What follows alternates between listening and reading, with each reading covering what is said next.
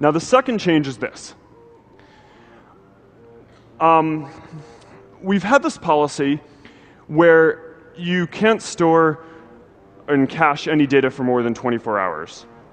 And we're going to go ahead and we're going to get rid of that policy.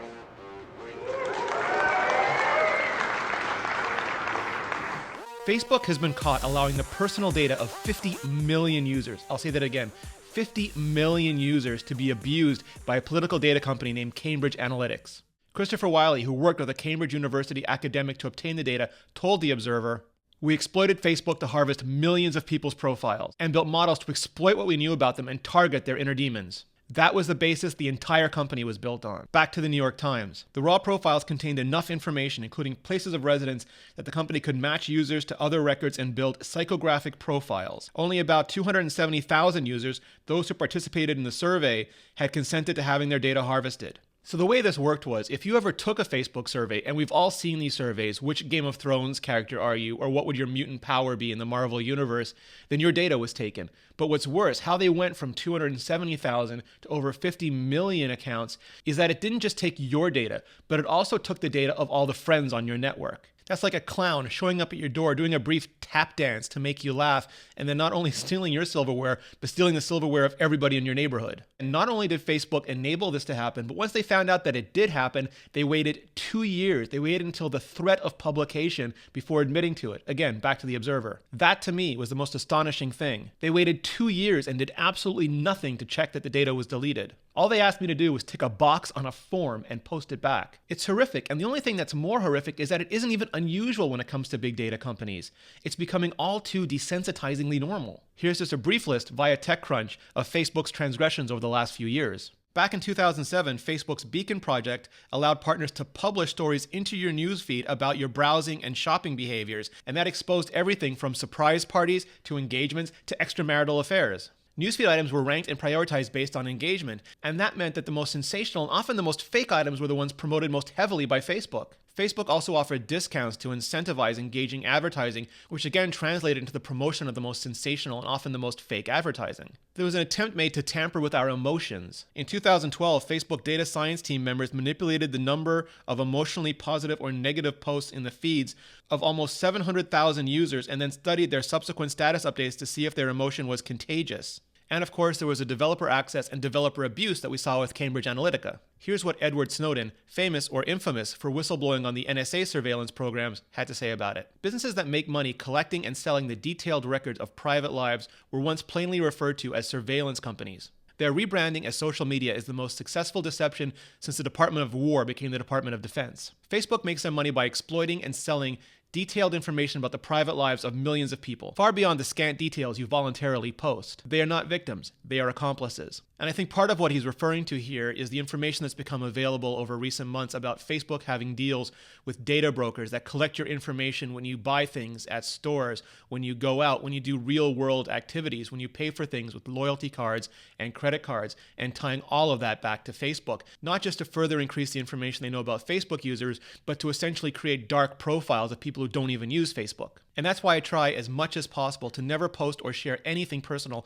on any social or search network, or any company that's predicated on harvesting and hoarding my personal data, because you can't trust them. And even if you give them the benefit of the doubt now, even if you read their privacy policies and you think that everything is disclosed, who knows who's going to control those companies in the future? Who knows who's going to run them? Who knows what governments are going to do with them? You absolutely can't trust every employee at every one of those companies, the ones who can gain legitimate or illegitimate access to all of the data that they've harvested and hoarded. And if you think that sounds conspiratorial, it's not. We've seen those cases over and over again, from NSA agents who tracked their ex-girlfriends to Uber executives who used quote-unquote God mode to track where their users were going.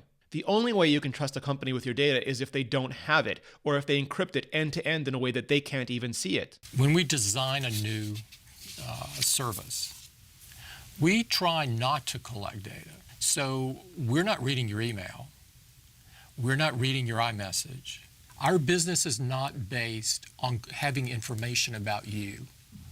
You're not our product. It's been said over and over again, but it takes a while for it to sink in.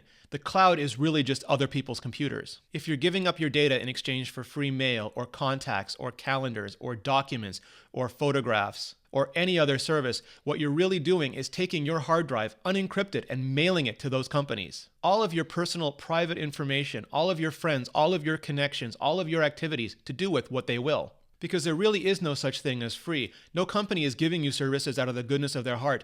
They're doing it because our personal data is so valuable to them that they will invest years and billions of dollars creating these harvesting mechanisms to get that data. And then they'll spend billions more creating social graphs and deep knowledge systems so they can better exploit that data over time. And they do it because they make billions and billions more selling advertising and insight against it. And it's for that reason, because they have to keep our data, that they leave us open to all these abuses. Privacy advocate Errol Balkin. To every commenter now asking how Facebook could have given access to such intimate profiles of people to third parties, I ask you, what makes it right that Facebook has this information to begin with and uses it to manipulate people for its own profit and political motives? In a perfect world, regulations like what the EU is imposing might chill the worst of abuses, and fines so unbelievably terrible that even the largest internet companies would be hurt by them might chill them even further. But it feels like we live across the known universe from that world. These companies are so enormous, so international, so intertwined in the internet that it could well be too late for any regional authority to regulate them. And again, many seem to prefer to work with them.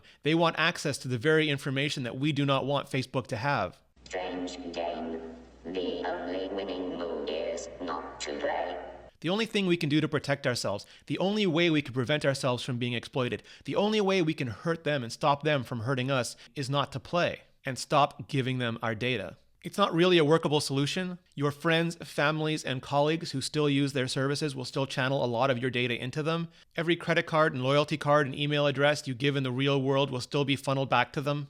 But you'll make it just a little bit harder. And more importantly, you'll affect their numbers. You'll hurt their statistics. It's easy to think there's no going back, that we live in the age of zero privacy, that none of this matters because we're all just needles in haystacks. But increasingly, we're seeing it matters a great deal. With every new outrage, with every new abuse, I think the scale is tipping more and more the direction of us reclaiming our rights. But it's something that each of us as individuals have to take personal responsibility for. We all see the cost of paying with money, of our wallets and our accounts getting smaller and thinner. We see the cost of paying with time, the clock ticking down. Now we're starting to see the cost of paying with data. And I think we're finally starting to tell these companies that free is just too high of a price to pay. To permanently delete your Facebook account, you're going to go to facebook.com/help/delete_account. You're going to click or tap on delete account, and that's it. Your account will be scheduled for deletion. If you're a public figure and you're worried that somebody else will steal your Facebook username and try to impersonate you, then you can simply deactivate your account. Launch the Facebook app, tap the hamburger button at the bottom right, then tap on settings. Tap on account settings, tap on general, tap manage account, and then tap deactivate under account options. And they'll show you pictures of your friends begging you not to leave them.